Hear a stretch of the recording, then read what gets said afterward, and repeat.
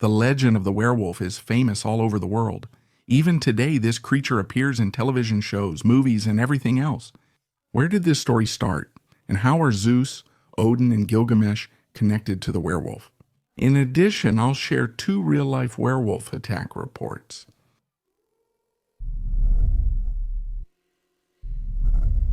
Exactly where this legend of the wolfman or werewolf came from, it's impossible to know for sure.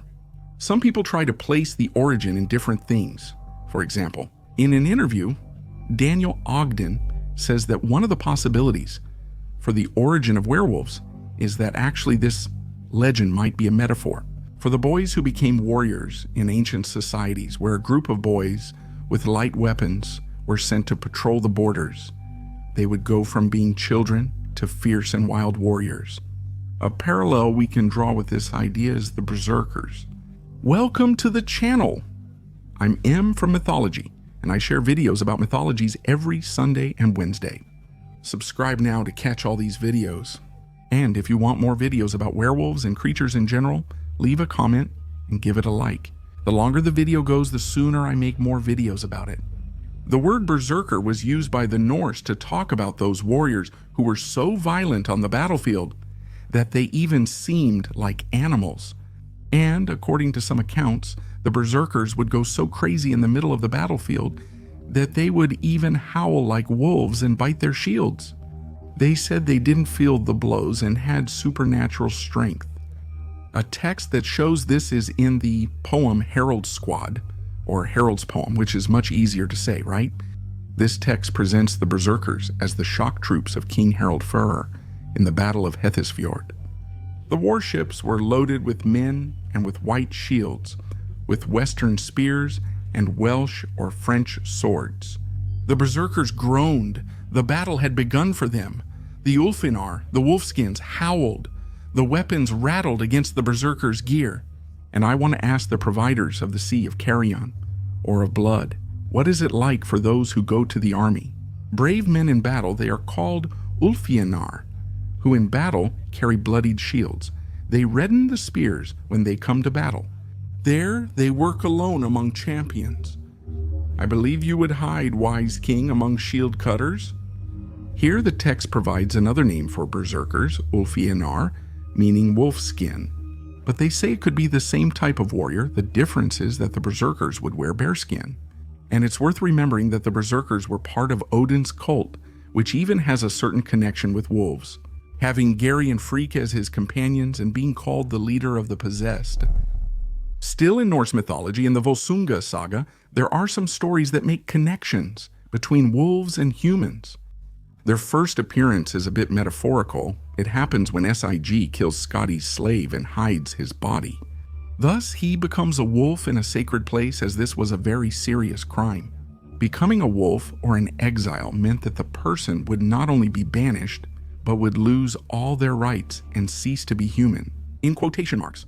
Sig could only return to society with Odin's help, who supported him during his banishment by providing ships and riches. But then there's another story which isn't metaphorical. There really is a transformation of a man into a wolf, or vice versa.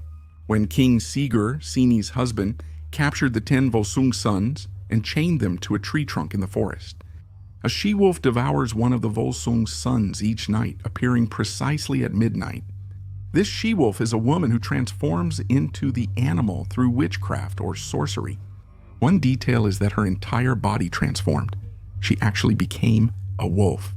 It wasn't those types of werewolves with twisted hind legs that look almost like a goat. I wonder how those creatures walked on cricket-like legs. Are werewolves from the Nordics? I'm not sure, maybe. The thing is, there are stories that are just as old or even older than the Nordic ones.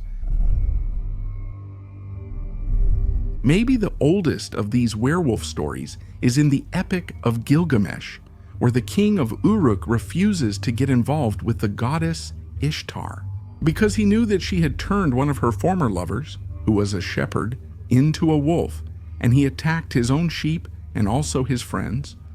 In Greece, Herodotus spoke about a people called the Nuri, who, according to him, were a crazy tribe of magical men who turned into wolves for several days each year. The Nuri came from Scythia, now part of Russia, so you can imagine it's very cold there, right? So maybe, in fact, the Nuri were just wearing wolf pelts or other animal skins to keep warm. Then, Herodotus must have interpreted that as if it were a transformation.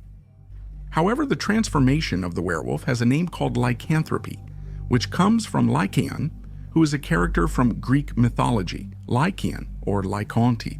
He was a king of Arcadia. It seems that for his people he was actually very beloved since he was very religious. He was so extremely religious that he seemed a bit crazy, actually more than just a bit, right?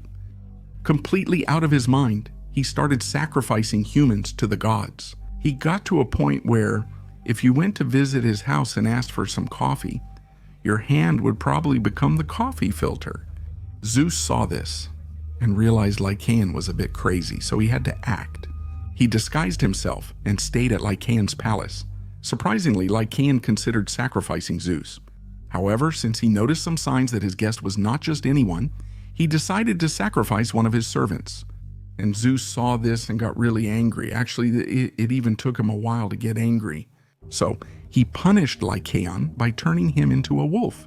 Another Greek legend possibly started the werewolf myth with Demarchos, a fighter said to have become a wolf for 9 years after sacrificing to Jupiter. As I said, the origin is uncertain and could be linked to various things like the region of Hyrcania in ancient Persia. The Indo-European tribes' names prove this. And there is also, for example, the name of families that are very common nowadays, such as Lopez, which means wolf.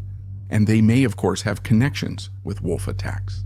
Since all over the world, there are creatures that are very similar to werewolves, such as, for example, Tiger Man, Boar Man, Hyena Man, and so on. Now let's check out some stories about werewolves around the world and also take a look at how the legend can change depending on the region. Most stories in this video came from Portal dos Mitos, an excellent site for mythology fans. Check out the website, it's amazing. In Russia, a werewolf is a boy who is born on December 24th. In Livonia, if you drink a certain type of beer twice, according to the writer Olaus Magnus, you will turn into a werewolf. In Brazil, since it's a very large country with many cultures together, the story can change a little depending on the region. Generally, the 8th child, after 7 of the same sex, becomes a werewolf.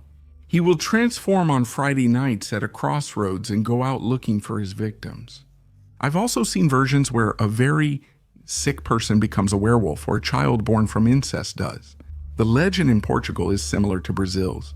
If the boy is the 7th son, he will become a werewolf, but he will escape the curse if his name is Bento. In parts of Europe, werewolves dig up graves to feed on corpses in Fennoscandia. These monsters are actually witches who were transformed with giant claws and hypnotic stares. In Serbia, Vukodlaks are werewolves who shed their wolf skin in winter. Burning the skin breaks the curse. The Navajo, who are a tribe from North America, believe that there is a type of witch who dresses in wolf skin called the Mycobi. In Mexico, there's a legend about the Mahol, a werewolf that steals cheese and attacks women. I don't know why he steals cheese. Although in series, movies, and cartoons they say that if you are bitten by a werewolf, the curse is passed on, that's not exactly how it happens, right?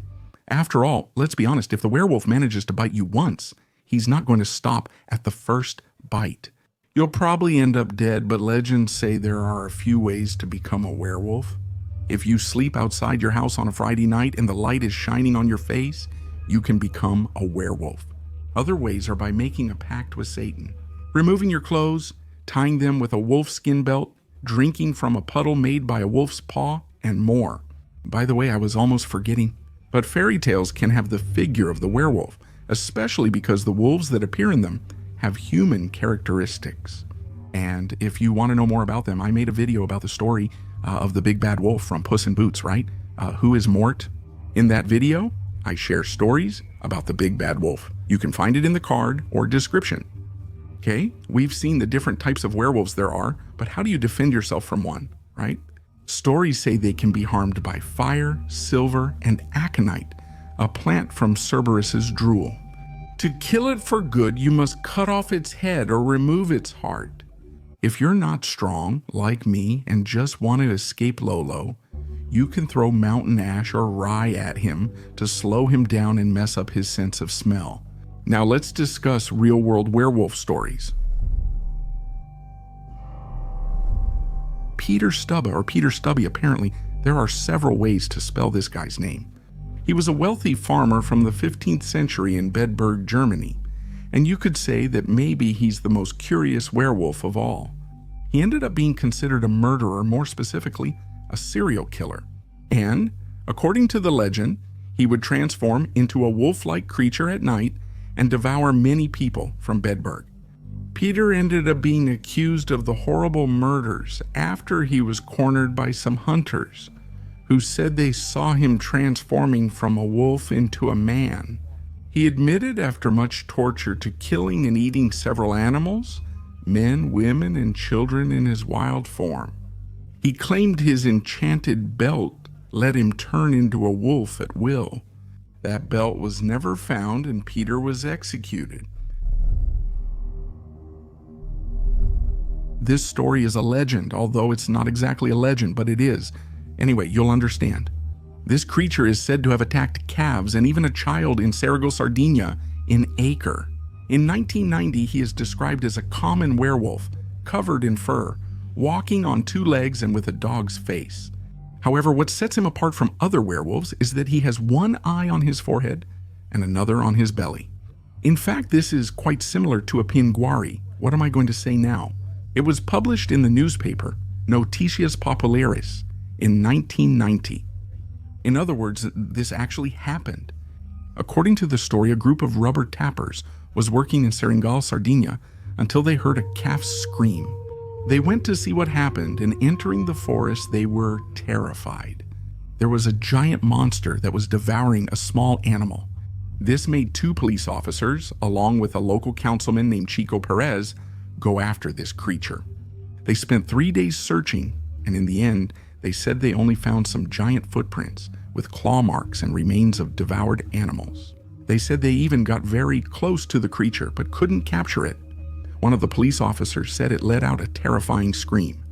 On Friday the 13th, because people feared the monster would attack, no one went out after 6 o'clock. Later, the newspaper reported a werewolf dragged a child into the woods. Several families began to leave the area until at a certain point, a union leader named Chico Matero went out looking for this werewolf and said he came face to face with it. And he shot 17 bullets at the creature and said it ran away screaming. The last sighting of the creature was on BR 364. The werewolf tried to grab a little girl, but since she was screaming, luckily her grandmother managed to hear and shot the creature with a shotgun. He ran away and was never seen again. If you watch this far, please like and subscribe so you don't miss future videos. All right, thanks. See you. Bye. Oh, man.